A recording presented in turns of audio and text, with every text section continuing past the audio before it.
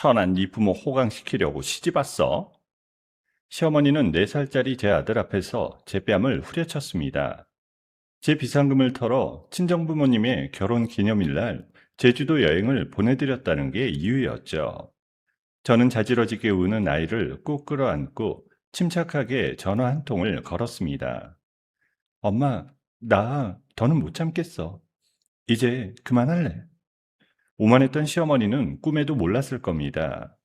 불과 3시간 뒤 자신이 그토록 무시하던 며느리의 발밑에 엎드려 싹싹 빌게 될 줄은 말이죠. 사연 시작 전에 구독 버튼을 눌러주시고 어디서 듣고 계신지 댓글에 남겨주세요. 그곳에 늘 행운이 가득하길 바라겠습니다. 그날 오후 저는 부엌에서 아들이 좋아하는 달걀말이를 부치고 있었습니다. 며칠 전이 친정부모님 결혼 기념일이었는데 제대로 챙겨드리지 못한 게 내내 마음에 걸리던 참이었어요. 그래서 큰맘 먹고 제가 따로 모아둔 비상금으로 두 분을 제주도 여행을 보내드렸습니다. 평생 흙만 만지며 사신 부모님이 바닷바람이라도 한번 쐬셨으면 하는 마음이었거든요. 프라이팬 위에서 노란 달걀이 보글보글 익어가는 소리가 그렇게 평화로울 수가 없었어요. 거실에서는 4살 배기 아들 준우가 블록을 쌓으며 혼자 중얼거리고 있었습니다. 저는 그 작은 목소리를 들으며 잠깐이나마 마음이 따뜻해졌어요. 그런데 갑자기 현관문이 쾅 하고 열렸습니다. 비밀번호를 누르는 소리도 없이 마치 자기 집 문을 박차고 들어오듯 시어머니가 들이닥쳤어요. 저는 깜짝 놀라 프라이팬 손잡이를 놓칠 뻔했습니다. 시어머니가 신발도 제대로 벗지 않은 채 거실로 성큼성큼 걸어오며 소리쳤어요. 너 이년, 지금 제정신이야? 내 돈을 어디다 빼돌린 거냐고? 저는 가스불을 끄고 앞치마에 손을 닦으며 시어머니를 바라봤어요.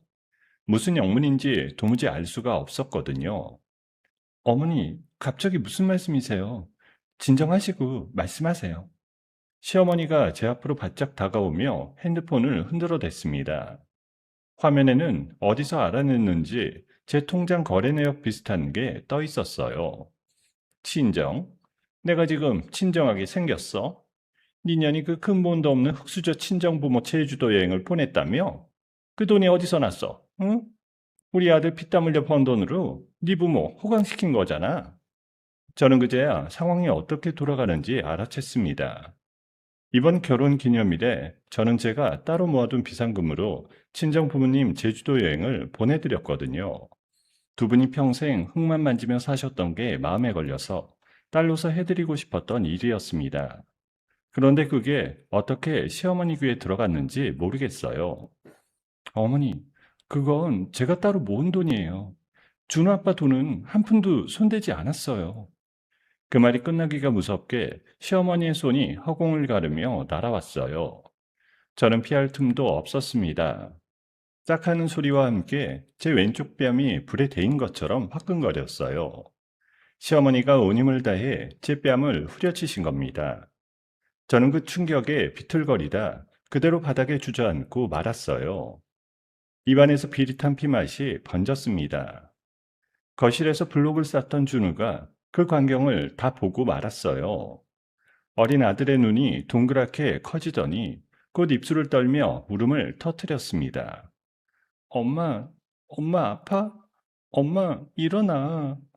저는 바닥에 쓰러진 채로도 준우부터 챙기려고 손을 뻗었어요. 그 순간 안방문이 열리고 남편이 나왔습니다. 저는 잠깐이나마 남편이 말려주기를 바랐어요. 적어도 쓰러진 아내를 일으켜는 주겠지 싶었습니다. 그런데 남편은 저를 내려다보며 혀를 차더라고요. 엄마가 오죽하면 손을 댔겠어. 너도 적당히 좀 해라. 어른이 말씀하시는데 꼬박꼬박 말대답이나 하고. 저는 제 귀를 의심했습니다. 남편이 입에서 나온 그 말이 도무지 믿기지가 않았어요. 시어머니는 그런 아들을 보며 더 기세가 등등해졌습니다. 봐라. 우리 아들도 봐라. 네 년이 얼마나 못된 년인지. 친정이 무슨 대단한 집안이라고? 시골에서 흙이나 파먹고 사는 것들이. 저는 떨리는 손으로 우는 준우를 끌어안았어요. 작은 몸이 제품에서 들썩이며 울고 있었습니다. 그 따뜻한 체온을 느끼는데 이상하게도 제 머릿속은 점점 차가워지더라고요. 지난 5년이 한순간에 눈앞을 스쳐 지나갔습니다. 저는 결혼하기 전까지 무역회사에서 일하던 평범한 직장 여성이었어요. 결혼하고 준우를 낳고도 일을 놓지 않았습니다. 그런데 결혼 직후 남편이 다니던 회사가 어려워지면서 남편이 일자리를 잃었습니다. 그때부터 시댁은 해물찜 가게를 시작했고, 저는 회사 일이 끝나면 곧장 그 가게로 불려갔습니다. 퇴근하고 지친 몸을 이끌고 가게로 가면 시어머니는 저를 주방으로 밀어 넣으셨어요. 산더미처럼 쌓인 그릇을 설거지하던 밤들이 떠올랐습니다. 손이 퉁퉁 붓도록 찬물에 그릇을 헹구고 있으면 시어머니는 제 옆을 지나가며 한마디씩 던지셨죠. 굶뜨다느니 친정에서 일도 안 배우고 뭐 했냐느니 단 한 번도 품삯을 받아본 적이 없었습니다. 며느리가 가게 일을 돕는 건 당연하다는 거였어요. 저는 그 모든 걸 가정을 지키기 위해서라고 생각하며 참았습니다. 준호에게 온전한 가정을 만들어주고 싶었거든요. 명절에 친정 부모님이 어렵게 음식을 싸들고 시댁에 오시면 시댁 식구들은 두 분을 벌레 보듯 했습니다. 흙 묻은 손이라며 악수도 안 받으셨고 촌스럽다며 대놓고 비웃으셨죠. 그때마다 친정 부모님은 그저 허허 웃으며 넘기셨습니다. 저는 그게 더 가슴 아팠어요. 품에 안긴 준우의 울음소리가 조금씩 잦아들었습니다. 저는 아들의 등을 천천히 쓸어주며 자리에서 일어났어요. 시어머니와 남편이 의아한 눈으로 저를 쳐다봤습니다. 이제 그만하면 됐어요. 제 목소리가 너무 차분해서였을까요? 시어머니가 잠깐 멈칫하셨습니다. 뭐? 이제 그만하면 됐다고? 너 지금 누구한테 그딴 말투를 쓰는 거야? 저는 대답하지 않고 주머니에서 핸드폰을 꺼냈습니다. 그리고 친정엄마 번호를 눌렀어요. 신호음이 2번 울리고 엄마가 전화를 받으셨습니다. 제주도 바닷바람 소리가 수화기 너머로 들려왔어요. 엄마, 나야. 지금 통화 괜찮아? 우리 딸. 여기 제주도 너무 좋다. 네 덕분에 호강한다, 정말. 저는 잠깐 말을 고르다가 입을 열었습니다. 더 이상 숨기고 싶지 않았어요. 엄마, 나 이제 그 사람들한테 다 말하려고. 그동안 비밀로 했던 거. 더는 못 참겠어.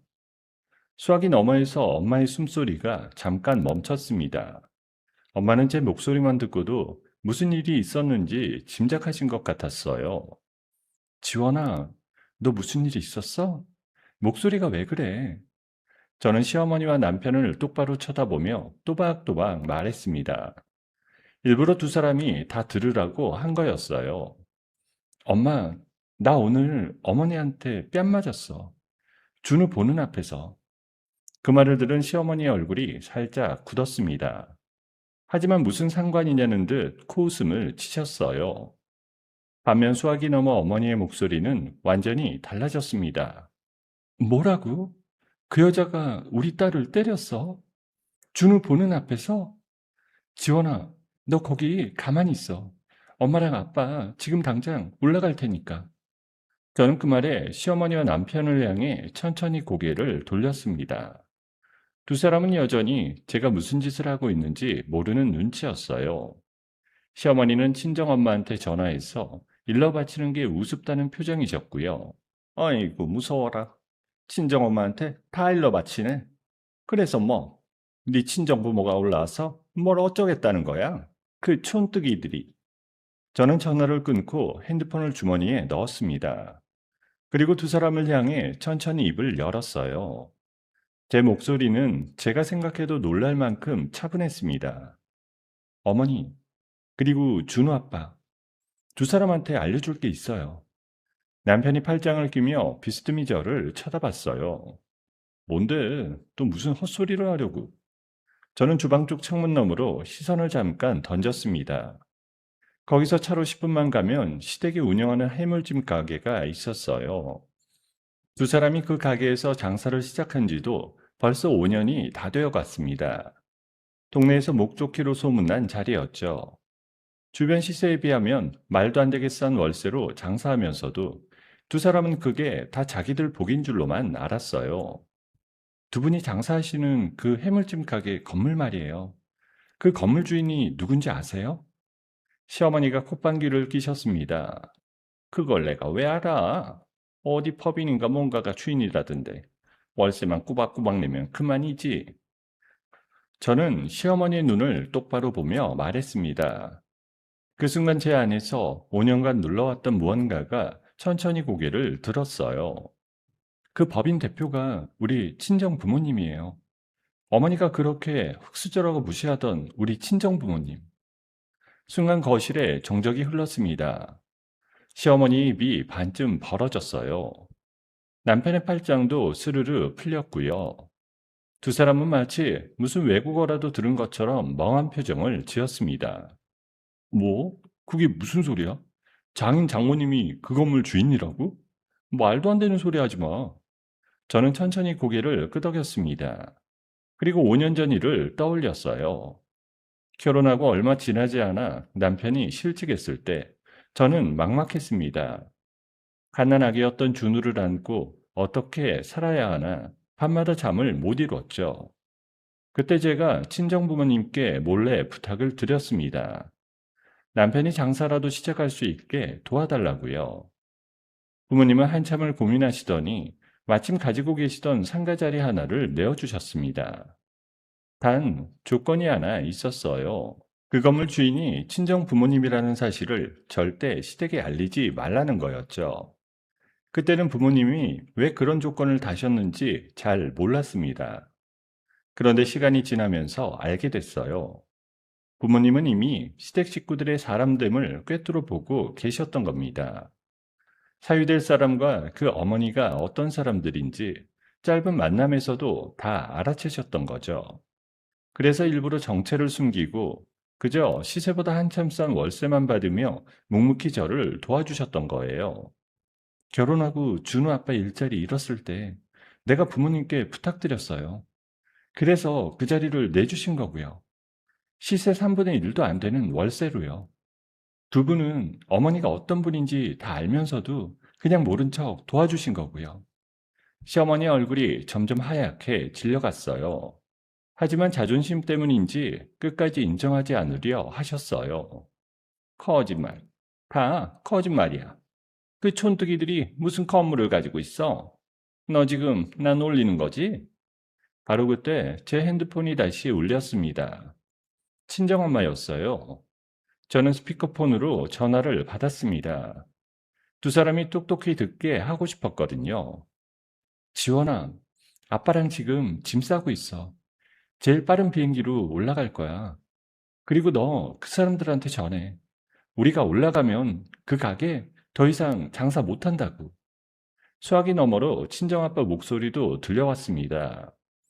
평소 말수가 적으신 아빠였는데 그날만큼은 목소리가 떨릴 정도로 화가 나 계셨어요. 우리 딸을 때려? 손주가 보는 앞에서? 내가 그동안 좋게 좋게 넘어가 줬더니 사람을 아주 우습게 봤구만. 지원아, 아빠가 다 정리할 테니까 걱정 말고 준우 데리고 있어. 전화가 끊겼습니다. 거실은 다시 조용해졌어요. 시어머니는 그 자리에 얼어붙은 듯 서 있었고 남편은 식은땀을 흘리며 안절부절 못했습니다.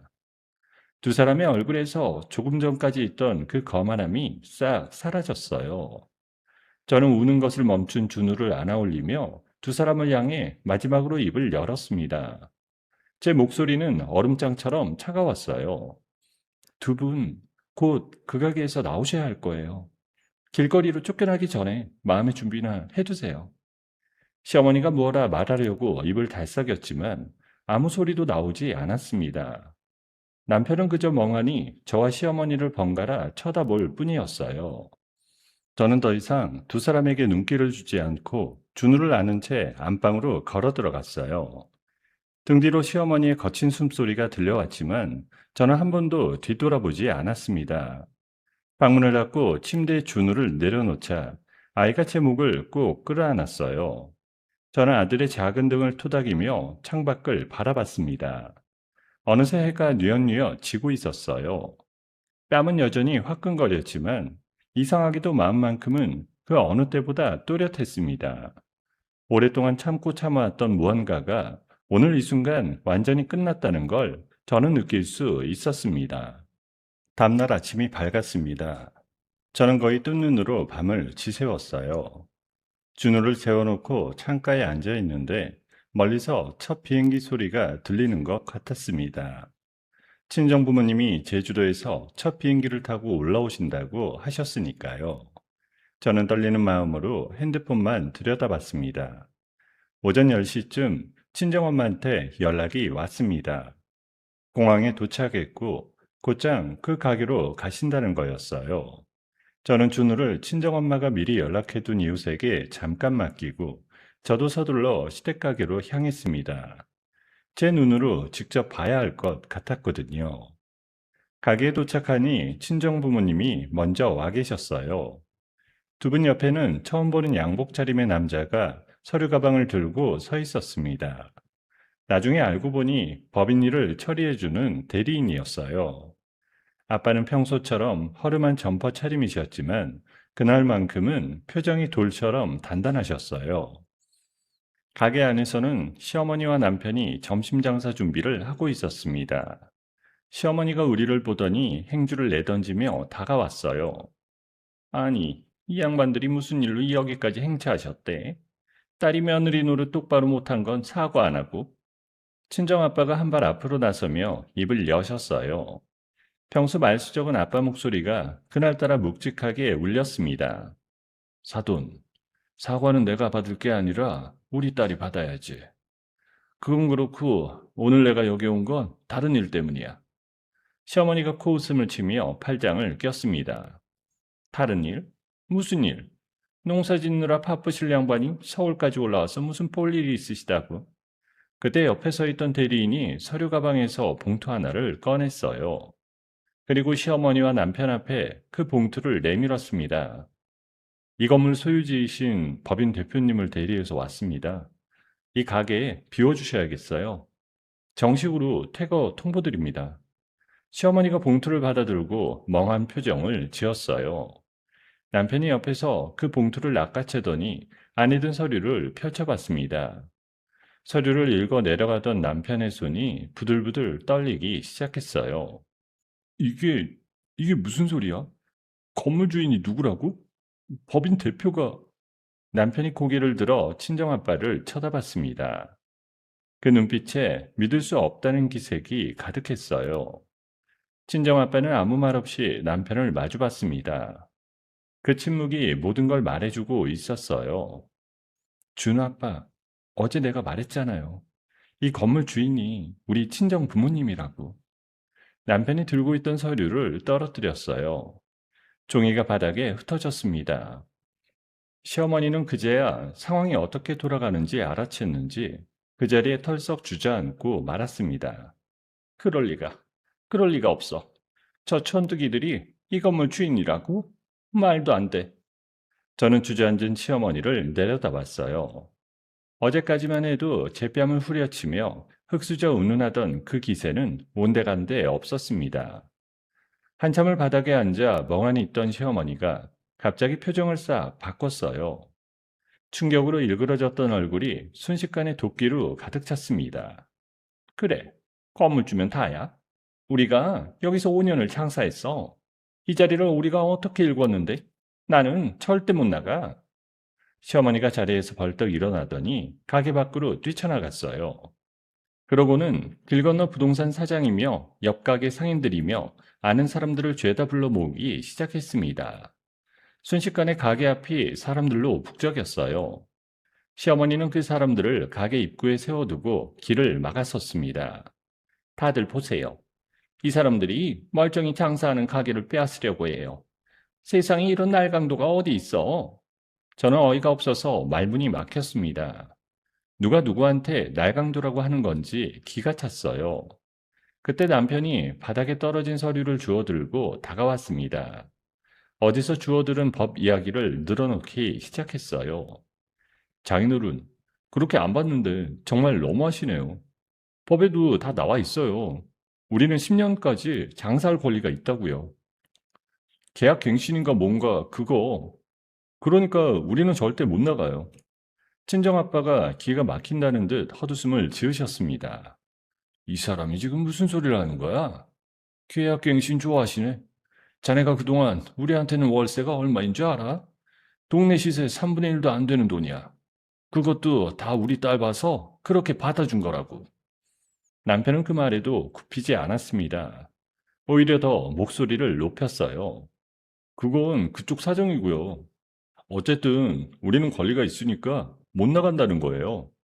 정 나가라고 하면 그동안 우리가 이 자리 키워놓은 값이랑 이사 비용이랑 다 물어내세요. 한 몇 억은 줘야 우리도 생각해보죠. 저는 그 말을 듣고 헛웃음이 나왔습니다. 자기들이 거저 얻은 자리에서 5년을 잘 먹고 잘 살아놓고 이제 와서 몇 억을 내놓으라니 사람이 어쩜 이렇게까지 뻔뻔할 수 있나 싶었습니다. 며칠 뒤 시댁 식구들은 정말로 친정 법인 앞으로 내용 증명이라는 걸 보냈어요. 자기들이 가게를 키운 값이며 이사 비용이며 해서 수억 원을 보상하라는 내용이었습니다. 친정아빠가 고용한 변호사는 불법으로 가게를 차지하고 있는 거라며 명도소송을 진행하겠다고 알렸습니다. 그런데도 시어머니는 들은 척도 안 했어요. 오히려 가게 집기들을 다 부숴버리겠다며 막무가내로 장사를 계속했습니다. 저는 도저히 더는 안 되겠다 싶었어요. 이 결혼 생활을 끝내야겠다고 마음먹었습니다. 그날 저녁 저는 이혼 서류를 준비해서 남편 앞에 내밀었어요. 준호 아빠, 우리 이제 그만해요. 여기 도장 찍어요. 더 이상 이렇게는 못 살겠어요. 남편의 서류를 한참 들여다봤습니다. 그러더니 갑자기 그 서류를 두 손으로 북북 찢어버렸어요. 찢어진 종이 조각이 거실 바닥에 흩날렸어요. 이혼? 내가 왜 이혼을 해줘? 절대 못 해줘. 네 친정 재산 한몫 단단히 챙기기 전까지는 죽어도 도장 안 찍을 거야. 그렇게 알아. 저는 남편의 그 표정을 보고 소름이 끼쳤습니다. 제가 5년을 함께 산 사람이 맞나 싶었어요. 결혼 생활 내내 무능하다는 소리를 듣기 싫어서 자기 잘못은 죄다 남 탓으로 돌리던 사람이었습니다. 그런 사람이 이제는 제 친정 재산까지 노리고 있었던 거예요. 좋아요. 도장 안 찍어도 상관없어요. 어차피 법으로 정리하면 되니까. 저는 더 이상 그 집에 한순간도 머물고 싶지 않았습니다. 그날 밤 당장 짐을 싸기 시작했어요. 준호 옷가지며 장난감이며 꼭 필요한 것들만 챙겼습니다. 다행히 저에게는 갈 곳이 있었어요. 사실 친정엄마가 오래전에 제 명의로 서울 외곽에 작은 오피스텔을 하나 마련해 두셨거든요. 혹시 제가 어려운 일을 당하면 몸을 피할 곳이라도 있어야 한다면서요. 그때는 그게 무슨 소용인가 싶었는데 엄마의 그 깊은 마음을 그제야 알았습니다. 저는 준우를 안고 그 오피스텔로 거처를 옮겼어요. 짐을 풀고 준우를 재우는데 낯선 천장을 보고 있으니 별별 생각이 다 들었습니다. 그래도 적어도 여기서는 누구한테 뺨 맞을 일도 한밤중에 설거지하러 불려나갈 일도 없겠구나 싶어 마음이 조금 놓였습니다. 그런데 며칠 뒤 친정 엄마한테서 충격적인 이야기를 들었어요. 시어머니가 제가 비워둔 신혼집에 들이닥쳤다는 겁니다. 제가 미처 챙기지 못하고 두고 온 옷이며 물건들을 죄다 가위로 찢어놨다는 거였어요. 옷장에 걸려있던 제 옷들이 누더기가 되어 바닥에 나뒹굴고 있었답니다. 저는 그 이야기를 전해 듣고 한참을 멍하니 있었어요. 도대체 사람이 어디까지 악독해질 수 있는 건지 가늠이 안 됐습니다. 나중에 들으니 시어머니가 남편한테 이렇게 말했다더라고요. 처년을 아주 맨몸으로 길거리에 나앉게 만들어야 돼. 가진 것 하나 없이 빈손으로 쫓아내야 속이 시원하지. 그 말을 전해 들었을 때 저는 등골이 서늘해졌습니다. 이건 단순한 고부 갈등이 아니었어요. 시댁 식구들은 정말로 저를 짓밟아 망가뜨리려 하고 있었습니다. 그러던 어느 날이었어요. 남편이 평소 안면이 있던 흥신소 직원을 은밀히 만났다는 사실을 저는 한참 뒤에야 알게 됐습니다. 그날 남편은 두툼한 봉투를 그 사람에게 건넸어요. 적지 않은 돈이었습니다. 그러면서 이렇게 부탁했다더라고요. 우리 와이프 뒤 좀 캐주세요. 어디 사는지, 누구 만나는지, 약점 될 만한 건 뭐든 다 알아내 주세요. 또는 얼마든지 드릴 테니까. 흥신소 직원이 봉투를 받아 안주머니에 넣으며 고개를 끄덕였대요. 걱정 마세요. 이런 일이 제 전문입니다. 며칠만 시간 주시면 사모님 일거수일투족 다 가져다 드리죠. 그렇게 남편은 본격적으로 저를 캐내기 위한 일을 시작했어요. 자기 어머니가 제 뺨을 때려 시작된 일이었는데 두 사람은 사과는커녕 저를 완전히 무너뜨릴 궁리만 하고 있었던 겁니다. 그때까지만 해도 저는 제 등 뒤에서 그런 일이 벌어지고 있는 줄은 꿈에도 몰랐어요. 그저 오피스텔에서 준우와 단둘이 보내는 하루하루가 조금씩 평온을 되찾아간다고만 여기고 있었습니다. 그로부터 일주일이 지났어요. 저는 오피스텔에서의 생활에 조금씩 적응해 가고 있었습니다. 아침이면 준우를 유치원에 데려다 주고 회사에 출근해서 일하고 저녁이면 다시 준우를 데리고 집으로 돌아왔어요. 단조롭지만 평화로운 날들이었습니다. 그런데 그 평화가 사실은 폭풍 전야였다는 걸 저는 까맣게 모르고 있었어요. 남편한테 돈을 받은 흥신소 직원은 그날부터 제 뒤를 밟기 시작했습니다. 제가 회사에서 퇴근하는 길이며 유치원에서 준우를 데려오는 길이며 하나도 빠짐없이 따라붙었어요. 그렇게 며칠을 미행한 끝에 그 사람은 결국 제가 사는 오피스텔의 정확한 주소까지 알아냈습니다. 흥신소 직원은 알아낸 사실을 남편과 시어머니에게 보고했어요. 그런데 그 보고를 받은 두 사람의 눈빛이 달라졌습니다. 단순히 제 주소만 알아낸 게 아니었거든요. 조사 과정에서 친정엄마가 제 명의로 마련해준 그 오피스텔의 존재가 드러났고, 거기다 제가 따로 들어둔 적금 통장까지 그들 귀에 들어간 겁니다. 수천만 원이 들어있는 통장이었어요. 며느리한테 그렇게 큰 재산이 숨겨져 있다는 사실을 한 시어머니는 그야말로 눈이 뒤집혔어요. 그날 시어머니가 남편을 불러앉히고 이렇게 말했답니다. 야, 이거 가만 보니까 천연이 알짜배기를 숨기고 있었네. 오피스텔에 적금에. 우리가 이걸 그냥 두고 봐? 명도 소송이고 뭐고 저 재산을 우리가 다 뺏어와야지. 남편이 솔깃한 표정으로 어머니를 쳐다봤대요. 어떡해요? 무슨 수로 저 재산을 가져와요? 이혼하면 어차피 각자 가진 건 각자 거잖아. 시어머니가 입꼬리를 비틀며 음흉하게 웃었답니다. 방법이 있지. 전연을 파람난 년으로 만들면 돼. 이혼할 때 잘못한 쪽이 다 뒤집어 쓰는 거 몰라? 전연이 바람 피웠다고 뒤집어 씌우면 위자료고 재산이고 우리가 싹 쓸어올 수 있어. 그렇게 두 사람은 끔찍한 계획을 짜기 시작했어요. 저를 바람 피운 나쁜 아내로 둔갑시키기로 한 겁니다. 시어머니는 흥신소 직원을 다시 불러 지시를 내렸어요. 우리 며느리가 회사 다니잖아. 거기 남자 동료도 있을 거 아니야. 아니면 길에서 만나는 아무 남자라도 좋아. 전현이 딴 남자랑 붙어 있는 것처럼 사진을 찍어와. 각도 잘 잡아서 누가 봐도 바람 피우는 것처럼. 흥신소 직원이 알겠다는 듯 고개를 끄덕였어요. 그 사람은 정말로 제 회사 주변을 어슬렁거리며 사진을 찍기 시작했습니다. 저는 그 무렵 회사에서 거래처 직원 한 사람과 일 때문에 자주 만났어요. 새로 들어온 거래건이 있어서 서류를 주고받고 가끔 회사 근처 카페에서 커피를 마시며 업무 이야기를 나눴습니다. 그저 일이었어요.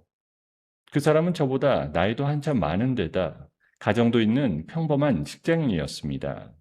그런데 흥신소 직원은 그런 평범한 순간들을 노렸어요.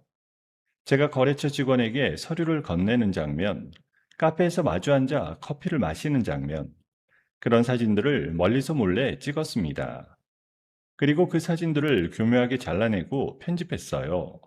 마치 두 사람이 은밀하게 만나 미래를 즐기는 것처럼 보이게 만든 거예요. 서류를 주고받는 손이 마치 다정하게 손을 잡는 것처럼, 업무 미팅이 마치 비밀 데이트처럼 둔갑했습니다. 거기서 그치지 않았어요. 남편은 한술 더 떴습니다. 제 명의를 도용해서 가짜 카드 내역서까지 만들어냈어요. 제가 가본 적도 없는 유흥업소며 비싼 모텔에서 큰돈을 결제한 것처럼 위조한 겁니다. 그렇게 두 사람은 제가 바람을 피웠다는 가짜 증거를 차곡차곡 완벽하게 만들어 갔어요. 모든 준비를 마친 남편은 그 조작된 증거들을 들고 법원으로 갔습니다. 저를 상대로 이혼 소송과 위자료 청구 소송을 냈어요. 거기다 제 오피스텔과 적금 통장에 가압류라는 것까지 신청했습니다. 제가 그 재산을 함부로 처분하지 못하게 묶어버린 거예요. 그 사실을 저는 까맣게 모르고 있었습니다. 그날도 평소처럼 퇴근하고 준우를 데리고 오피스텔로 돌아왔어요. 우편함을 열었는데 법원에서 온 두툼한 봉투가 들어 있었습니다. 저는 무슨 일인가 싶어 그 자리에서 봉투를 뜯었어요. 서류를 읽어 내려가던 제 손이 점점 떨리기 시작했습니다. 소장이라는 것에는 제가 바람을 피운 부도덕한 아내라고 적혀 있었어요. 그리고 그 증거라며 사진 몇 장이 첨부되어 있었습니다. 제가 거래처 직원과 만나는 사진이었는데 누가 봐도 두 사람이 연인처럼 보이게 편집되어 있었어요. 거기다 본 적도 없는 카드 내역서까지 있었습니다. 이게, 이게 다 뭐야? 내가 언제 이런 데를 갔다고? 이 사진은 또 뭐고? 저는 그 자리에 주저앉을 뻔했습니다. 눈앞이 캄캄해졌어요. 너무 완벽하게 꾸며진 거짓말이라 제가 봐도 진짜처럼 보일 지경이었습니다. 제 결백을 어떻게 증명해야 할지 막막했어요. 가압류 통지서를 보니 친정엄마가 어렵게 마련해준 오피스텔과 제 적금까지 다 빼앗길 판이었습니다. 준우가 제 표정을 보고 불안한지 옷자락을 잡아당겼어요. 엄마, 왜 그래? 어디 아파? 저는 얼른 표정을 추스르고 준우를 안아줬습니다. 아이 앞에서 무너지는 모습을 보이고 싶지 않았거든요. 아니야, 준우야. 엄마, 괜찮아. 아무것도 아니야. 준우를 재워놓고 저는 밤새 그 서류들을 들여다봤어요. 어떻게든 진실을 밝혀야 했습니다. 다음날 저는 거래처 직원에게 연락했어요. 사정을 설명하고 우리가 그저 업무로 만난 사이라는 걸 증언해달라고 부탁했습니다. 그런데 그 사람의 반응이 이상했어요. 서지원 씨, 죄송한데요. 저는 이 일에 엮이고 싶지 않습니다. 괜히 저까지 이상한 소문에 휘말릴까 봐서요. 이해해 주세요. 저는 회사 동료에게도 도움을 청했습니다. 제가 그 시간에 회사에서 일하고 있었다는 걸 알만한 사람들이었거든요. 그런데 몇몇 동료들은 저를 슬슬 피하기 시작했어요. 알고 보니 흥신소 직원이 그 사람들에게 접근해 협박도 하고 돈도 찔러줬던 겁니다. 괜히 증언했다가 무슨 일을 당할지 모른다고 겁을 줬던 모양입니다. 미안한데 나는 그때 일이 정확히 기억이 안 나. 괜히 잘못 말했다가 곤란해지면 어떡해. 그냥 나는 빠질게. 저는 점점 사방이 막혀가는 기분이 들었어요. 진실을 아는 사람은 분명히 있는데 다들 등을 돌렸습니다. 이대로 가다가는 정말로 제가 바람피운 아내가 되어버릴 판이었어요.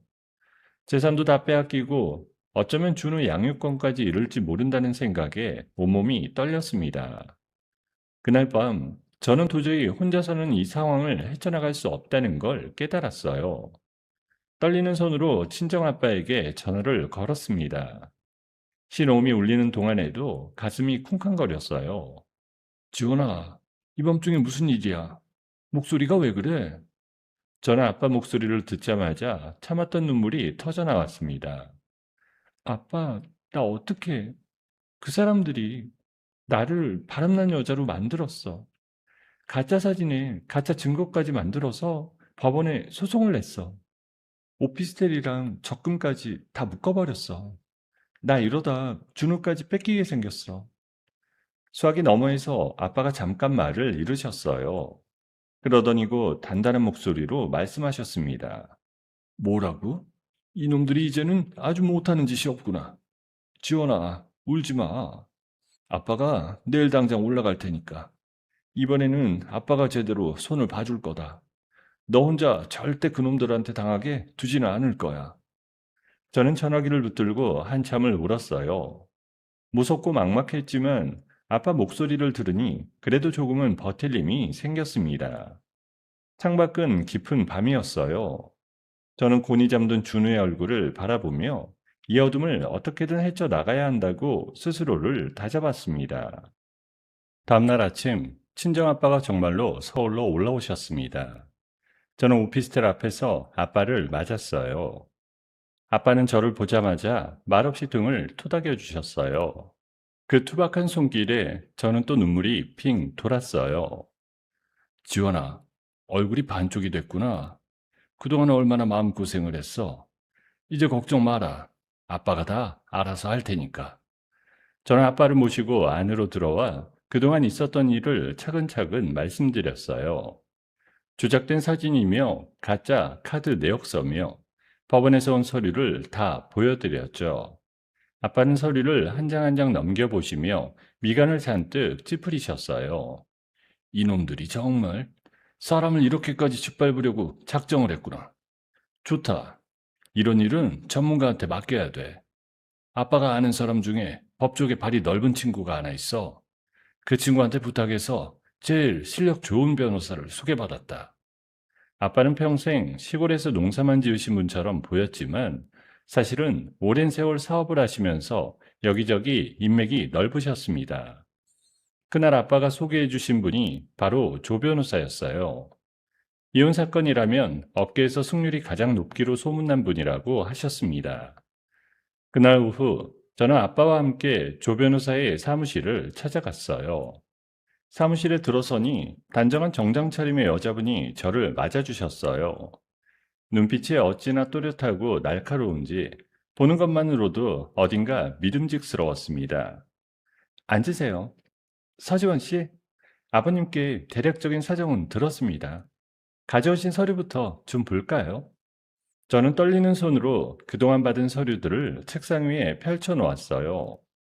조 변호사는 안경을 고쳐 쓰고 서류를 들여다보기 시작했습니다. 그런데 서류를 살펴보는 시간이 그리 길지 않았어요. 카드 내역서를 한참 보던 조 변호사가 펜으로 한 부분을 톡톡 두드렸습니다. 이 카드 내역, 이상한 점이 한두 가지가 아니네요. 여기 결제된 시간을 보세요. 같은 시간에 강남이랑 강북 두 군데서 동시에 카드가 긁혔어요. 사람이 어떻게 같은 시간에 두 곳에 있을 수 있죠? 이건 누가 봐도 급하게 만들어낸 가짜예요. 저는 그 말을 듣고 깜짝 놀랐습니다. 저는 몇 번을 들여다봐도 못 찾아낸 허점을 조 변호사는 단번에 짚어낸 거예요. 조 변호사는 이번에는 사진들을 집어 들었습니다. 이 사진들도 마찬가지예요. 보세요. 이 그림자 방향. 여기 사람 그림자랑 배경 그림자랑 방향이 안 맞아요. 사진을 잘라붙이고 합성하면 이런 흔적이 남거든요. 전문가가 보면 금방 알아요. 이건 조작된 사진이에요. 저는 그 순간 가슴이 뻥 뚫리는 기분이 들었습니다. 며칠 동안 저를 짓눌렀던 그 거짓 증거들이 조 변호사 앞에서는 너무나 쉽게 허점을 드러냈거든요. 변호사님, 그럼 저 정말 결백을 증명할 수 있는 건가요? 저는 정말 아무 짓도 안 했어요. 조 변호사가 안경을 벗고 저를 똑바로 바라봤습니다. 결백을 증명하는 정도가 아니에요. 저쪽이 이런 짓을 했다는 건 거꾸로 우리가 저들을 칠 수 있다는 뜻이에요. 다만 그러려면 이 가짜 증거를 누가 어떻게 만들었는지부터 밝혀야 돼요. 제가 알아보겠습니다. 조 변호사는 그날로 제 사건을 맡기로 했습니다. 그러고는 곧바로 움직이기 시작했어요. 제출된 사진과 카드 내역의 출처를 캐다 보니 그게 불법으로 운영되는 흥신소에서 나온 거라는 걸 알아냈습니다.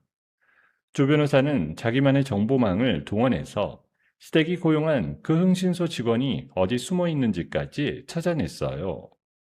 며칠 뒤 조 변호사한테서 연락이 왔습니다. 사무실로 와달라는 거였어요. 제가 찾아가니 조 변호사가 의미심장한 미소를 짓고 있었습니다. 서지원 씨, 좋은 소식이에요. 그 흥신소 직원 제가 만나봤어요. 그런데 이 사람 과거에 전과가 있더라고요. 남의 전화를 몰래 도청하고 개인정보를 함부로 빼돌린 죄로요. 그걸 제가 다 쥐고 있으니 이제 그 사람은 제 손바닥 안에 있는 셈이에요. 저는 조 변호사가 그 사람을 어떻게 다뤘는지 듣고 혀를 내둘렀습니다. 조 변호사는 그 흥신소 직원을 만나 과거 전과 기록을 들이밀었대요. 그러고는 이번 일까지 더해지면 다시 감옥에 갈 수도 있다고 협박한 겁니다. 겁이 질린 그 사람은 결국 시댁을 배신하고 조 변호사 편에 서기로 했습니다. 이 사람이 시어머니랑 남편한테 일을 받으면서 자기도 살 길을 만들어 놨더라고요. 두 사람이 카페에서 만나서 사진 조작을 모의하는 장면을 몰래 다 녹음해뒀어요. 돈을 건네는 장면까지. 그 녹음 파일이랑 조작하기 전에 원본 사진을 저한테 다 넘겼습니다. 저는 그 말을 듣고 온몸에 소름이 돋았어요. 이제 반격할 무기가 제 손에 들어온 겁니다. 저를 짓밟으려던 그 증거들이 거꾸로 저들의 발목을 잡는 칼이 되어 돌아온 거죠. 이제 우리가 할 일은 저쪽을 완전히 방심하게 만드는 거예요. 서지원 씨, 남편한테 연락 한번 해보세요. 소송에서 질까봐 겁에 질린 척 약한 모습을 보이세요. 그래야 저쪽이 마음 놓고 본색을 드러낼 거예요. 저는 조 변호사가 시키는 대로 했습니다. 속으로는 분노가 들끓었지만 겉으로는 떨리는 목소리로 남편에게 전화를 걸었어요. 준우 아빠, 나 정말 무서워서 그러는데 우리 한번 만나서 얘기 좀 하면 안 될까? 소송이고 뭐고 나는 그냥 이 일을 빨리 끝내고 싶어. 수화기 너머로 남편이 비웃는 소리가 들렸습니다. 제가 약해진 줄 알고 신이 난 거예요. 그래, 이제 정신이 좀 드나 보네. 진작에 그렇게 나왔어야지. 좋아, 만나서 얘기하자고. 어떻게 하면 좋을지 내가 잘 알려줄 테니까. 약속 장소에 나간 저를 남편은 아주 의기양양한 얼굴로 맞았습니다. 자리에 앉자마자 마치 선심이라도 쓰듯 합의안을 내밀었어요. 자, 잘 들어. 네가 그 오피스텔 명의를 나한테 넘겨. 그리고 주는 양육권도 포기하고. 그러면 내가 이 소송 취하해 줄게. 어때? 내가 이 정도면 아주 너그러운 거 아니야? 저는 그 말을 듣고 속에서 천불이 났습니다. 자기들이 거짓으로 사람을 올감해 놓고 이제 와서 재산이랑 자식까지 다 내놓으라니. 하지만 저는 꾹 참았습니다. 대신 주머니 속에 숨겨둔 작은 녹음기 버튼이 잘 눌려 있는지 손끝으로 확인했어요. 남편의 그 뻔뻔한 말들을 하나도 빠짐없이 담고 있었거든요. 그게 정말 그렇게만 하면 다 끝나는 거야? 나는 그냥 조용히 살고 싶어서. 당연하지. 안 그러면 너는 바람 피우는 년으로 낙인 찍혀서 빈털터리로 쫓겨나는 거야. 눈도 못 보고. 어느 쪽이 나은지는 네가 알아서 판단해. 저는 그 말까지 다 녹음기에 담았습니다. 겉으로는 고개를 떨구고 고민하는 척 했지만 속으로는 이미 승부가 끝났다는 걸 알고 있었어요. 남편은 자기가 한 그 말들이 얼마 뒤 법정에서 자기 목을 조를 줄은 꿈에도 몰랐을 겁니다. 집으로 돌아온 저는 녹음기를 조 변호사에게 넘겼어요. 조 변호사는 녹음 내용을 듣더니 만족스러운 표정을 지었습니다. 아주 잘하셨어요. 이만하면 증거는 차고 넘쳐요. 이제 저쪽이 신청한 가압류부터 풀어버립시다. 조 변호사는 곧바로 움직였어요. 시댁이 제 오피스텔과 적금에 걸어둔 가압류에 맞서 그게 다 거짓 증거에 기댄 부당한 신청이라는 걸 조목조목 밝히는 자료를 법원에 냈습니다. 얼마 지나지 않아 법원은 가압류를 취소했어요. 친정엄마가 마련해준 오피스텔도 제가 한 푼 두 푼 모은 적금도 무사히 지켜낸 겁니다. 저는 그 소식을 듣고 가슴을 쓸어내렸습니다. 하지만 조 변호사는 거기서 멈추지 않았어요. 방어는 끝났어요. 이제 공격할 차례예요. 저쪽이 우리한테 소송을 걸었으니 우리도 똑같이 돌려줍시다. 저들이 한 짓이 얼마나 악랄했는지 법정에서 낱낱이 밝혀서 제대로 응징하는 거예요. 저는 조 변호사의 말에 고개를 끄덕였어요. 이제 더 이상 당하고만 있을 죄가 아니었습니다. 저는 조 변호사와 함께 시댁의 거짓을 산산조각 낼 반소장을 법원에 냈습니다. 며칠을 떨며 잠 못 이루던 제가 이제는 두 발로 당당히 서서 저들을 마주할 준비를 하고 있었어요. 법정에서 모든 진실이 드러날 그날을 향해 저는 천천히 그리고 단단히 마음을 다잡았습니다. 이혼 소송 첫 변론이 열리는 날이 밝았어요. 저는 아침 일찍 일어나 단정하게 옷을 차려입었습니다. 거울 앞에 서서 제 얼굴을 들여다보는데 며칠 전까지만 해도 핏기 하나 없던 얼굴에 이제는 단단한 결기가 서려 있었어요. 저는 친정 부모님 그리고 조 변호사와 함께 법원으로 향했습니다. 법정 안으로 들어서니 이미 남편과 시댁 측 변호사가 자리에 앉아 있었어요. 남편은 저를 보더니 입꼬리를 올리며 비웃었습니다. 자기가 다 이긴 줄 아는 표정이었죠. 시어머니도 방청석에 앉아 저를 매섭게 노려봤습니다. 재판이 시작되자 시댁 측 변호사가 먼저 일어났어요. 그러고는 준비해온 자료들을 화면에 띄우기 시작했습니다. 제가 거래처 직원과 만나는 그 조작된 사진들이며 가짜 카드 내역서가 큼지막하게 떠올랐어요. 재판장님, 여기 명백한 증거가 있습니다.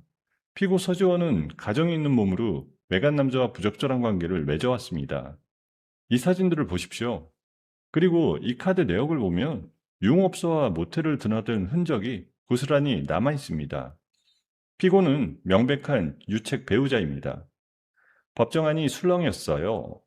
화면에 뜬 사진들만 보면 정말로 제가 바람을 피운 것처럼 보였거든요. 남편이 의기양양하게 고개를 끄덕였습니다. 저는 그 모든 모욕을 묵묵히 견뎌냈어요. 곧 모든 게 뒤집힐 거라는 걸 알고 있었으니까요.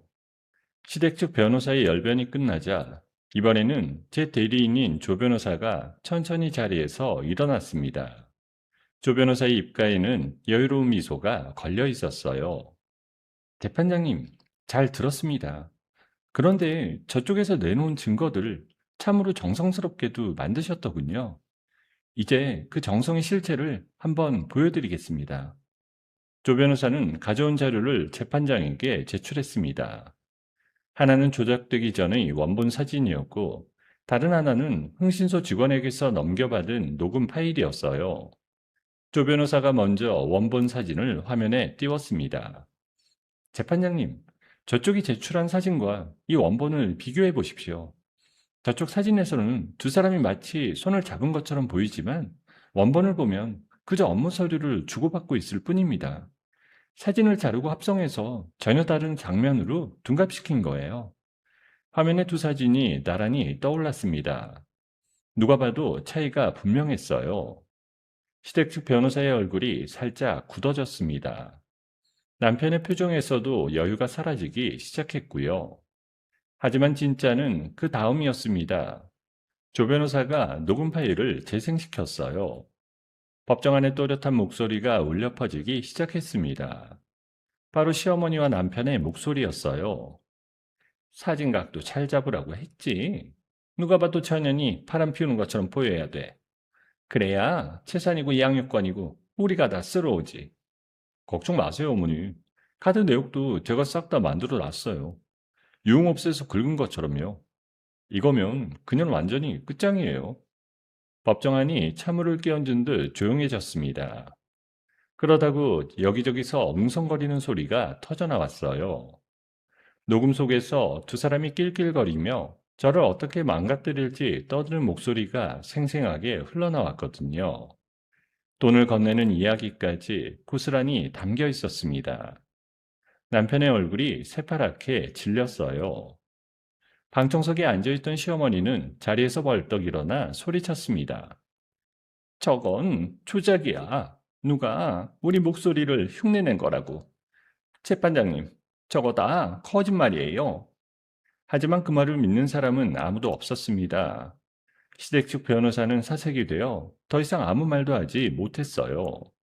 변론을 이어갈 엄두조차 내지 못한 겁니다. 재판장이 굳은 표정으로 입을 열었어요.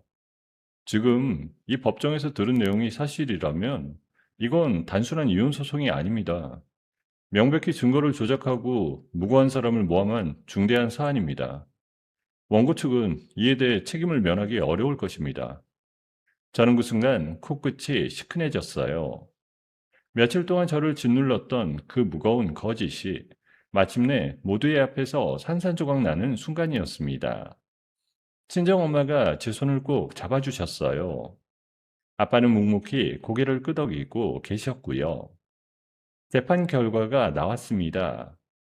재판부는 시댁의 악의적인 증거 조작과 모함 행위에 크게 분노했습니다. 남편이 낸 이혼 청구와 위자료 청구는 모두 받아들여지지 않았어요.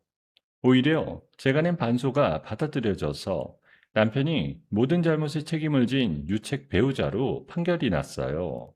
저는 이혼 소송에서 완전히 이겼어요. 거기다 준우의 친권과 양육권도 온전히 제가 가져오게 되었습니다. 남편으로부터 거액의 위자료까지 받으라는 판결이 떨어졌고요. 판결이 선고되는 순간 저는 두 손으로 입을 막았습니다. 그동안 참아온 감정이 한꺼번에 밀려왔거든요. 같은 시기에 친정 법인이 낸 상가 명도 소송도 1심에서 완전히 이겼습니다. 시댁은 그 가게에서 나가야 한다는 판결이 나온 거예요. 그런데 독이 오를 대로 오른 시어머니와 남편은 그 판결에도 승복하지 않았습니다. 항소장이라는 걸 내면서 끝까지 버티겠다고 나섰습니다. 강제로 쫓겨나기 전까지 단 하루라도 더 장사해서 한 푼이라도 더 벌겠다며 막무가내로 가게 문을 열고 영업을 계속했어요. 모든 재판이 끝나고 법정을 나서는데 복도에서 시어머니와 남편이 저를 가로막았습니다. 두 사람은 억울하다며 길길이 날뛰고 있었어요. 너 이년, 이게 다 무슨 짓이야? 네가 우리 가족을 이렇게 망쳐놓으니 속이 시원해? 두고 봐. 내가 너를 가만두지 않을 거다. 남편도 옆에서 핏대를 세웠습니다. 야, 이게 끝인 줄 알아? 우리가 이대로 당하고만 있을 것 같냐고. 항소해서 다 뒤집어 버릴 거야. 저는 두 사람 앞에 똑바로 섰어요. 며칠 전까지만 해도 두 사람 앞에서 떨기만 하던 제가 아니었습니다. 저는 턱을 살짝 치켜들고 두 사람의 눈을 차례로 바라봤어요. 두 분 이제 그만하세요. 거짓말로 사람을 짓밟으려다 결국 자기들이 다 뒤집어 쓴 거잖아요. 이제 당신들 인생은 끝났어요. 더 발버둥 쳐봐야 소용없으니까 그만 받아들이세요. 제 차분한 목소리에 시어머니가 잠깐 말문이 막혔습니다. 저는 더 이상 두 사람을 상대하지 않고 친정 부모님과 조 변호사를 따라 법원을 나섰어요. 법원 밖으로 나오니 햇살이 눈부셨습니다. 그날 저녁 저는 친정 부모님 조 변호사와 함께 근사한 한정식 집에서 저녁을 먹었습니다. 따뜻한 밥 한 술을 뜨는데 그동안 가슴에 얹혀있던 묵직한 체증이 스르르 내려가는 기분이 들었어요. 우리 딸 정말 고생 많았어. 그 모진 일을 다 견뎌내고 끝까지 흔들리지 않았다. 아빠가 다 자랑스러워. 그래, 지원아. 이제 다 끝났어. 너 정말 장하다. 저는 두 분의 말씀에 결국 눈물을 흘리고 말았습니다. 조 변호사도 잔을 들어 저를 격려해 줬어요. 서지원 씨, 끝까지 잘 버텨주셔서 제가 다 고마워요. 사실 의뢰인이 이렇게 집착하게 따라와 주는 경우 흔치 않거든요. 이제 좋은 일만 남았을 거예요. 저는 그날 밤 오피스텔로 돌아왔습니다. 이웃에게 맡겨뒀던 준우를 데려와 품에 안았어요. 작은 아이의 체온이 어찌나 따뜻하던지 또 한 번 눈물이 핑 돌았습니다. 준우야, 이제 엄마가 진짜로 다 지켜줄게. 이제 아무도 우리 괴롭히지 못해. 우리 둘이 행복하게 살자. 준우가 영문도 모른 채 제 품에 안겨 방긋 웃었어요. 저는 그 웃음을 보며 다시 한번 다짐했습니다. 이제는 시댁의 폭언도 한밤중의 설거지도 거짓 누명도 없는 세상에서 준우와 단둘이 평화롭게 살아가겠다고요. 밤이 깊어지자 저는 준우를 침대에 눕히고 그 곁에 누웠습니다. 아이의 새근거리는 숨소리가 방 안에 가만히 퍼졌어요. 저는 내일 출근해서 처리할 일들을 머릿속으로 하나씩 정리했습니다. 그리고 앞으로 펼쳐질 날들을 떠올렸어요. 오랜만에 마음이 참 평온했습니다. 저는 그 평온함을 안고 스르르 잠이 들었어요. 이혼해서 이기고 며칠이 지났어요. 저는 다시 일상으로 돌아갔습니다. 아침이면 준우를 유치원에 데려다주고 회사로 출근하는 그 평범한 하루가 그렇게 소중할 수가 없었어요. 이제 모든 게 끝났다고 믿었습니다. 그런데 그 믿음이 너무 일렀던 거예요. 법원 판결로 위자료를 물어내게 된 데다 상가에서도 곧 쫓겨날 처지가 되자 시어머니는 완전히 이성을 잃었습니다. 벼랑 끝에 몰린 사람이 어떤 짓까지 할 수 있는지 저는 그날 똑똑히 보게 되었어요. 그날 오전 저는 사무실에서 평소처럼 일하고 있었습니다. 그런데 갑자기 회사 로비 쪽이 소란스러워졌어요. 무슨 일인가 싶어 직원들이 웅성거리기 시작했습니다. 잠시 후 누군가 제 자리로 헐레벌떡 뛰어왔어요. 서주원 씨, 큰일 났어요. 지금 로비에 어떤 아주머니가 와서 난리가 났는데 자꾸 서주원 씨 이름을 외치고 있어요. 저는 가슴이 철렁 내려앉았습니다. 설마 하는 마음으로 황급히 아래층으로 내려갔어요. 로비에 도착하니 정말로 시어머니가 와 있었습니다. 그런데 시어머니의 손에는 종이 뭉치가 한가득 들려 있었어요. 시어머니는 그 종이들을 로비를 지나는 직원들에게, 엘리베이터 앞에 선 사람들에게 닥치는 대로 뿌려대고 있었습니다. 저는 그 종이를 보고 숨이 멎는 것 같았어요. 법정에서 이미 가짜로 판명난 그 조작된 사진들이 전단지로 만들어져 있었던 겁니다. 시어머니가 미리 그걸 잔뜩 인쇄해서 들고 온 거였어요. 다들 보세요. 이 여자가 어떤 여잔지.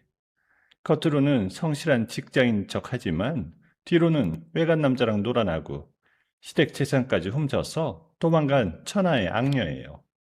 이런 여자랑 같이 일한다는 게 부끄럽지도 않으세요? 저는 사람들이 보는 앞에서 그런 말을 듣는 게 너무 수치스러웠어요. 얼굴이 화끈거렸습니다. 저는 시어머니에게 다가가 떨리는 목소리로 말했어요. 어머니, 지금 뭐 하시는 거예요? 이거 다 법정에서 가짜로 밝혀진 거잖아요. 제발 이러지 마세요. 여기는 제 직장이에요. 시어머니가 저를 보더니 더 길길이 날뛰었습니다. 바닥에 털썩 주저앉아 저를 손가락으로 가리키며 고래고래 소리를 질렀어요. 가짜라고? 웃기지 마. 다들 이 사진 봐요. 이게 어떻게 가짜야? 이 여자가 우리 아들 등쳐먹고 시어머니 뺨까지 때린 페류나예요. 세상에 이런 못된 며느리가 어디 있습니까? 저는 기가 막혔어요. 누가 누구 뺨을 때렸는데 적반하장도 유분수였습니다. 그때 소란을 듣고 제 동료 몇 명이 함께 내려왔어요. 시어머니는 저를 보더니 갑자기 자리에서 일어나 제 머리채를 잡으려고 달려들었습니다. 이년아, 너 때문에 우리 집안이 풍비박산 났어. 너만 없었으면. 저는 깜짝 놀라 뒤로 물러섰습니다. 옆에 있던 회사 보안팀 직원들이 황급히 달려와 시어머니를 막았었어요. 시어머니는 거기에 거세게 저항했고 보안팀과 엉키면서 로비는 순식간에 아수라장이 되었습니다. 사람들의 비명과 고함이 뒤섞여 정신이 하나도 없었어요. 겨우 시어머니가 보안팀에 끌려나가고 로비가 진정됐습니다. 하지만 그 자리에 흩어진 전단지들과 그걸 주워든 직원들의 시선이 문제였어요. 이미 법정에서 가짜로 판명난 사진이었지만 그런 사정을 모르는 직원들은 그 사진만 보고 저를 이상한 눈으로 쳐다봤습니다. 곳곳에서 수근거리는 소리가 들려왔어요. 저 사람이 그 사람이래. 바람 피우고 시댁돈 떼먹었다는. 어쩐지 사람 이름 모른다더니. 겉보기엔 멀쩡한데 말이야. 저는 그 따가운 시선들을 온몸으로 느꼈습니다. 제가 다니던 회사는 워낙 보수적인 분위기였습니다. 이런 자극적인 소문에 특히 민감한 곳이었죠. 아무리 제가 결백하다고 해도 한번 퍼진 소문은 쉽게 가라앉지 않았습니다. 그날 오후 저는 회사 인사위원회에 불려갔어요. 회의실에 들어서니 임원들이 굳은 얼굴로 앉아 있었습니다. 한 임원이 저를 향해 입을 열었어요. 서지원 씨, 오늘 로비에서 벌어진 일은 들었습니다. 이게 도대체 무슨 일입니까? 개인적인 문제로 회사가 발칵 뒤집혔어요. 다른 직원들 업무에도 지장이 이만저만이 아니고요. 회사 품위가 뭐가 됐겠습니까? 저는 억울한 마음에 가방에서 판결문을 꺼냈습니다. 떨리는 손으로 임원들 앞에 그 서류를 내밀었어요. 임원님, 이것 좀 봐주세요. 저 사진들은 다 조작된 거예요. 법원에서도 이미 가짜로 판명 났고요. 오늘 오신 분은 제 전 시어머니인데 저한테 앙심을 품고 일부러 회사까지 찾아와서 행패를 부린 거예요. 저는 정말 아무 잘못 없습니다. 임원이 판결문을 흘끗 보더니 다시 저를 향해 고개를 들었습니다. 표정은 여전히 차가웠어요. 서지원 씨 사정이 딱한 건 압니다. 하지만 회사 입장도 생각해 주셔야죠. 진실이 어떻든 간에 이미 직원들 사이에 소문이 다 퍼졌습니다. 회사가 이런 일로 시끄러워지는 걸 두고 볼 수가 없습니다. 조직의 안정을 위해서 사지원 씨가 스스로 물러나 주시는 게 좋겠어요. 저는 그 말에 귀를 의심했습니다. 제가 잘못한 것도 없는데 오히려 피해자인 제가 회사를 떠나라는 거였어요. 그게 무슨 말씀이세요? 저는 피해자예요. 제가 왜 회사를 그만둬야 돼요? 이건 너무 부당하잖아요. 하지만 임원들은 단호했어요. 회사의 혼란을 수습한다는 명분 아래 저에게 사실상 나가라는 통보를 한 겁니다. 아무리 제가 결백을 호소해도 소용없었어요. 결국 저는 그 자리에서 권고사직을 강요당했습니다. 회의실을 나와 제 자리로 돌아온 저는 멍하니 책상 앞에 앉아 있었어요. 한참을 그렇게 있다가 천천히 짐을 챙기기 시작했습니다. 책상 위에 놓아둔 준우 사진이며 그동안 쓰던 물건들을 하나씩 상자에 담았어요. 손이 자꾸 멈췄습니다. 제가 짐을 챙겨 회사 문을 나서는데 등 뒤로 동료들의 시선이 쏟아졌어요. 몇몇은 안타까운 눈빛이었지만 몇몇은 비웃는 듯한 표정으로 저를 쳐다봤습니다. 그 시선들을 등에 지고 회사 건물을 나서는 길이 어찌나 멀고 길게 느껴지던지요. 5년 넘게 다닌 직장이었습니다. 결혼하고 준우를 낳고도 끝까지 놓지 않으려 했던 제 일자리였어요. 그게 이렇게 허무하게 끝나버린 겁니다. 오피스텔로 돌아온 저는 들고 온 짐 상자를 바닥에 내려놨어요. 그러다 갑자기 울컥 치미는 감정에 그 상자를 거칠게 내팽개쳤습니다. 상자 안에 든 물건들이 바닥에 흩어졌어요. 저는 그 자리에 주저앉아 두 손에 얼굴을 묻었습니다. 도대체 어디까지 가야 끝나는 거야? 법으로 다 이겼는데. 그런데도 내 밥줄까지 끊어버려? 온몸이 부들부들 떨렸어요. 법정에서 이겼을 때만 해도 이제 다 끝났다고 생각했는데 시댁의 약행은 끝이 없었습니다. 저를 무너뜨리기 위해서라면 무슨 짓이든 하는 사람들이었어요. 그런 사람들을 상대로 그저 법으로 이기는 것만으로는 부족했던 겁니다. 한참을 그렇게 주저앉아 있던 저는 천천히 고개를 들었어요. 흩어진 물건들 사이로 준우 사진이 보였습니다. 환하게 웃고 있는 아들의 얼굴을 보는데 제 안에서 무언가가 다시 단단하게 일어섰어요. 저는 눈물을 닦고 자리에서 일어났습니다. 더 이상 당하고만 있을 수는 없었어요. 이번에는 단순히 저들을 빈손으로 내쫓는 정도로는 안 됐습니다. 그동안 그들이 저지른 모든 악행의 대가를 반드시 일어설 수 없도록 완전히 치르게 해야 했어요. 저는 창밖을 바라보며 마지막 결심을 굳혔습니다. 이제 제가 가진 진짜 칼을 꺼낼 차례였어요. 그날 밤, 저는 한숨도 자지 못했습니다. 어둠 속에 앉아 창밖을 바라보며 밤을 꼬박 새웠어요. 분노로 머릿속이 뜨겁게 끓어올랐지만 이상하게도 생각만큼은 점점 또렷해졌습니다. 그렇게 새벽을 맞을 무렵 문득 오래전 일 하나가 제 머릿속에 떠올랐어요. 시간은 2년 전으로 거슬러 올라갑니다. 그때 저는 회사 일이 끝나면 시댁 해물찜 가게로 불려가 무급으로 일을 하던 시절이었어요. 그날도 저는 주방 구석에서 산더미처럼 쌓인 그릇을 닦고 있었습니다. 그런데 가게 뒷문으로 트럭 한 대가 들어왔어요. 시어머니와 남편이 그 트럭에서 냉동 박스들을 부지런히 내리기 시작했습니다. 저는 무심코 그 박스들을 쳐다봤어요. 박스 겉면에는 외국 글자가 큼지막하게 적혀 있었습니다. 일본에서 들여온 것도 있었고 중국에서 온 것도 있었습니다. 값싼 냉동 해산물이 가득 담긴 박스들이었어요. 그런데 시어머니와 남편이 하는 행동이 이상했습니다. 두 사람은 그 수입산 박스에 붙은 라벨을 일일이 뜯어내기 시작했어요. 그러고는 미리 준비해둔 국내산 박스에 그 해산물들을 옮겨 담았습니다.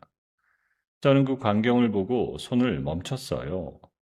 무슨 일인가 싶어 가만히 지켜봤죠. 시어머니가 옆에서 그걸 보고 있던 남편에게 말했습니다. 빨리빨리 옮겨 담아. 손님들이 알면 큰일 나니까. 수입산을 국내산이라고 해야 값을 2배로 받지. 이게 다 남는 장사야. 남편이 낄낄거리며 박스를 옮겼습니다. 역시 어머니예요. 이렇게 해야 돈이 남죠. 어차피 손님들은 먹어봐도 구분도 못해요. 저는 그때 그 광경을 보고 등골이 서늘했어요. 손님들을 속여서 돈을 버는 짓거리였거든요. 값싼 외국산을 국내산이라고 속여 비싸게 팔고 있었던 겁니다. 하지만 그때의 저는 아무 힘도 없는 며느리였어요. 뭐라 한마디 했다가는 또 어떤 봉변을 당할지 몰랐습니다. 그래서 저는 못 본 척 고개를 돌렸어요. 다만 그냥 넘어가지는 않았습니다. 저는 며칠 뒤 두 사람이 또 그 짓을 할 때를 노렸습니다. 설거지를 하는 척하면서 주머니에 넣어둔 낡은 휴대폰을 몰래 꺼냈어요. 그리고 시어머니와 남편이 수입산 박스에서 라벨을 뜯어내고 국내산 박스로 옮겨 담는 그 장면을 영상으로 찍었습니다. 손이 떨려서 여러 번 다시 찍어야 했어요. 사진도 몇 장 찍어뒀고요. 그때는 이걸 언제 쓰게 될지 몰랐습니다. 그냥 언젠가 필요할 것 같다는 막연한 생각에 간직해뒀던 거예요. 그 휴대폰은 그동안 짐 상자 깊숙한 곳에 잠들어 있었습니다. 다시 현재로 돌아왔어요. 저는 그 기억이 떠오르자마자 자리에서 벌떡 일어났습니다. 그리고 짐 상자들을 뒤지기 시작했어요. 한참을 뒤진 끝에 구석에서 그 낡은 휴대폰을 찾아냈습니다. 배터리가 다 닳아 꺼져 있었지만 저는 떨리는 손으로 충전기를 꽂았어요. 한참 만에 화면에 불이 들어왔습니다. 저는 저장된 영상과 사진을 하나씩 확인했어요. 2년 전 그날의 장면들이 고스란히 남아 있었습니다. 그래, 바로 이거야. 이게 너희들의 진짜 약점이지. 저는 곧바로 조 변호사에게 연락했습니다. 그동안 모아둔 그 증거 이야기를 했어요. 조 변호사는 제 이야기를 듣더니 깊은 관심을 보였습니다. 서지원 씨, 그거 아주 중요한 자료예요. 원산지를 속여서 파는 건 명백한 범죄거든요. 그런데 영상 하나만으로는 부족할 수 있어요. 더 확실하게 하려면 증거를 좀 더 보강하는 게 좋겠어요. 저는 조 변호사와 상의해서 추가 증거를 모으기로 했습니다. 우선 그 가게에 식자재를 대주던 도매업자를 찾아갔어요. 그 사장님은 처음에는 말을 아꼈습니다. 하지만 제가 사정을 털어놓자 결국 마음을 열었어요. 사실 저도 양심이 찔렸어요. 그 집에서 자꾸 값싼 수입산만 대달라고 해서 그걸 국내산으로 둔갑시켜 파는 거 저도 알고 있었거든요. 필요하시다면 제가 납품한 내역을 다 드릴게요. 저는 그런 못된 장사를 그냥 두고 볼 수가 없네요. 저는 그 도매업자에게 거래 내역서까지 받아냈습니다. 수입산 해산물을 얼마나 들여갔는지 고스란히 적혀 있는 자료였어요. 이제 증거가 완벽하게 갖춰졌습니다. 영상과 사진, 그리고 거래 내역서까지요. 조 변호사가 모든 자료를 검토한 뒤 고개를 끄덕였습니다. 이만하면 충분해요. 이제 정식으로 신고합시다. 식약처에 원산지를 속인 거랑 위생 문제까지 다 신고하는 거예요. 서지원 씨 실명으로 하셔도 돼요. 증거가 이렇게 확실하니까. 저는 식약처 신고센터에 시댁 가게를 정식으로 신고했습니다. 원산지를 속여 판 것과 위생이 엉망인 실태를 다 고발했어요.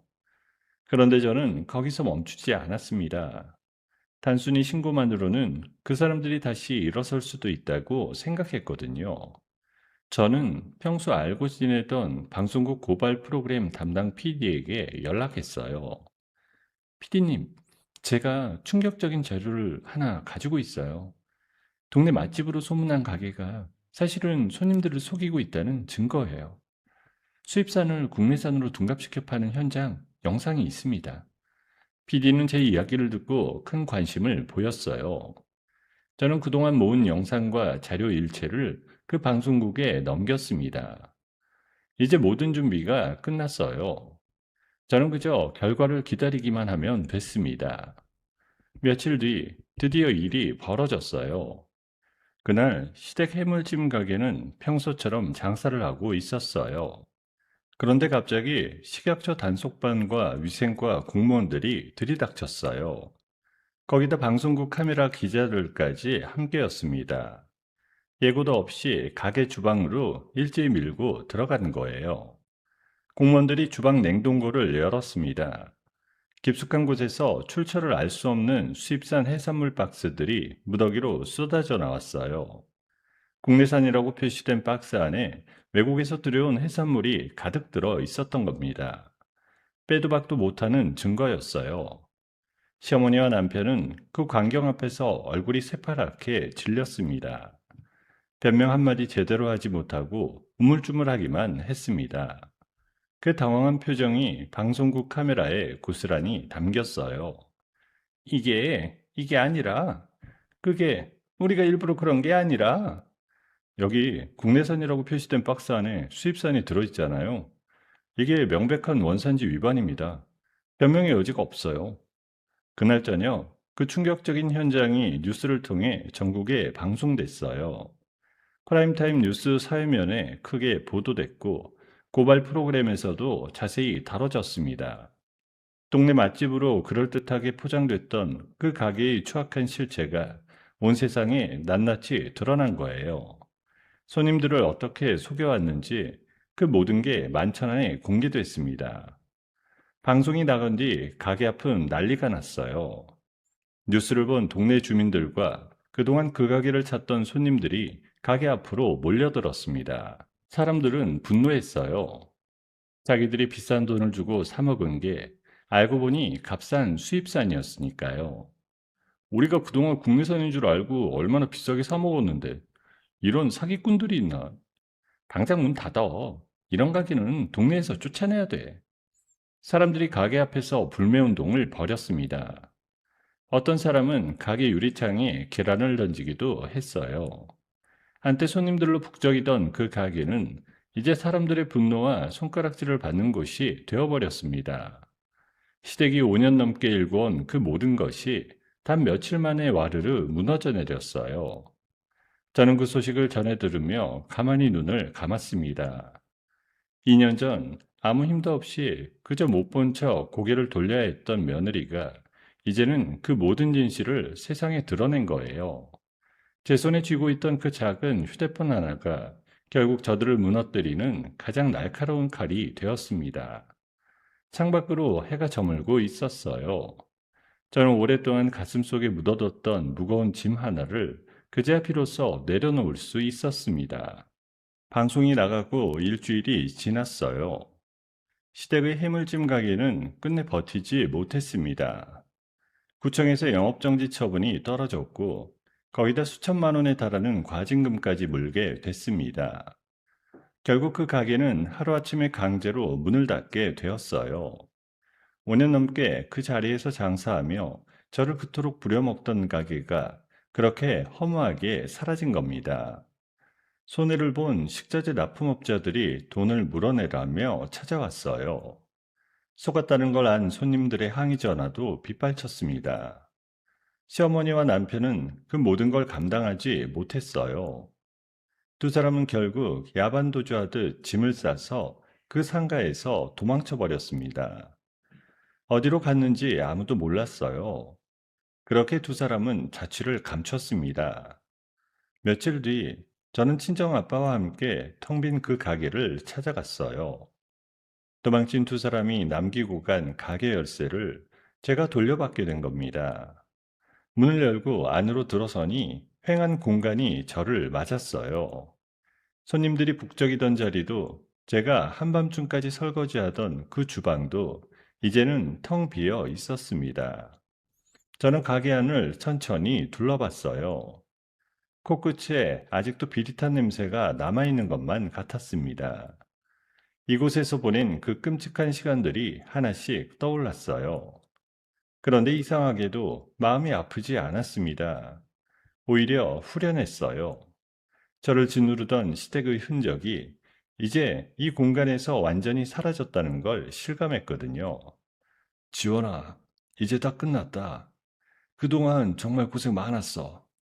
이 자리 네가 한번 잘 살려봐라. 아빠랑 엄마는 늘 네 편이니까. 저는 아빠의 말씀에 고개를 끄덕였어요.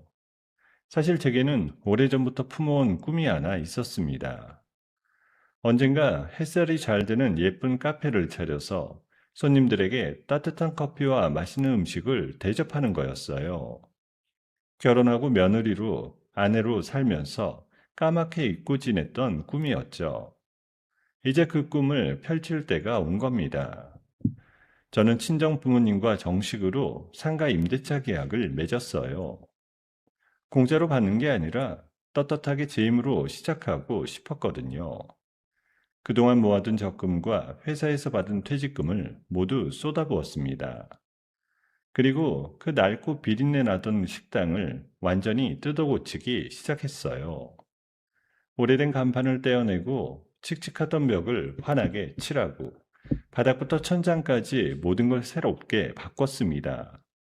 공사가 진행되는 동안 저는 매일같이 현장에 나가 하나하나 살폈어요. 어떤 색의 페인트가 좋을지, 테이블은 어디에 놓을지, 조명은 어떤 걸 달지, 작은 것 하나까지 직접 골랐습니다. 힘들었지만 하나도 힘든 줄 몰랐어요. 제 꿈이 눈앞에서 조금씩 모습을 갖춰가는 게 그저 신기하고 벅찼거든요. 한 달이 지났습니다. 역겨운 비린내가 진동하던 그 해물찜 가게 자리는 어느새 완전히 다른 공간으로 바뀌었어요. 따뜻한 햇살이 창으로 스며드는 세련되고 아늑한 브런치 카페로 다시 태어난 겁니다. 환한 나무색 테이블과 푹신한 의자, 창가에 놓인 작은 화분들까지 모든 게 제가 꿈꾸던 그대로였어요. 드디어 카페를 여는 날이 밝았습니다. 저는 아침 일찍 나와 가게 문을 활짝 열었어요. 그런데 오픈 시간에 맞춰 반가운 사람들이 하나둘 찾아오기 시작했습니다. 가장 먼저 조 변호사가 환한 미소를 지으며 들어왔어요. 서지원 씨, 정말 축하해요. 이렇게 멋진 카페를 차리시다니. 제가 다 뿌듯해요. 앞으로 자주 들를게요. 이어서 뜻밖의 손님들도 찾아왔어요. 제가 다니던 전 직장의 동료들이었습니다. 그때는 소문만 믿고 저를 외면했던 사람들이었는데, 나중에야 모든 진실을 알게 된 겁니다. 그 사람들이 미안한 얼굴로 화환을 들고 찾아왔어요. 서지원 씨, 그때 우리가 정말 미안했어요. 사정도 모르고 함부로 생각했어요. 이렇게 다시 일어선 모습을 보니 정말 다행이에요. 진심으로 축하합니다. 저는 그 마음들이 고마웠어요. 지난 일은 다 흘려보내기로 했습니다. 친정 부모님도 화려한 화환을 들고 오셔서 제 새 출발을 진심으로 응원해 주셨어요.